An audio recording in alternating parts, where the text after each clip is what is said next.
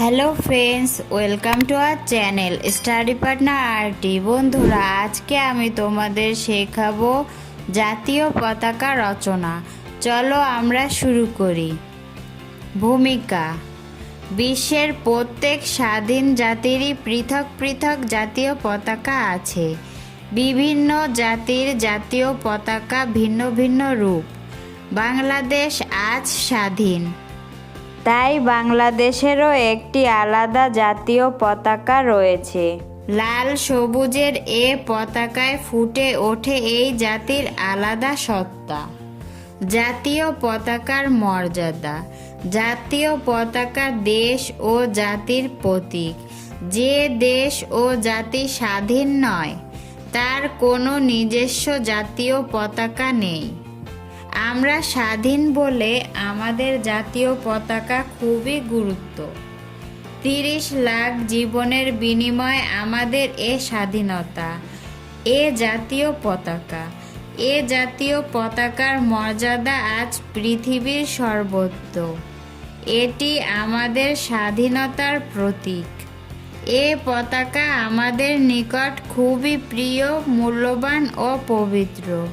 কিছুতেই এ জাতি এর অমর্যাদা সহ্য করবে না। জীবন দিয়ে হলেও এর মর্যাদা রক্ষা করবে।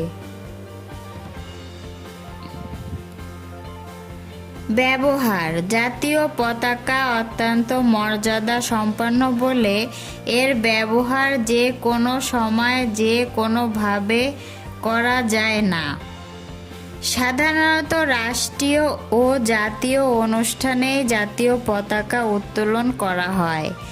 স্বাধীনতা দিবসে ও বিজয় দিবসে দেশের সর্বত্র জাতীয় পতাকা উত্তোলিত হয়ে থাকে।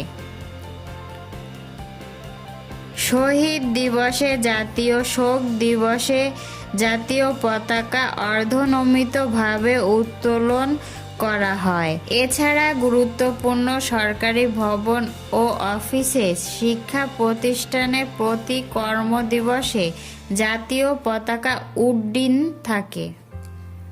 রাষ্ট্রপতি, প্রধানমন্ত্রী, স্পিকার, মন্ত্রীবর্গ তাদের যানবাহনে জাতীয় পতাকা ব্যবহার করে থাকেন।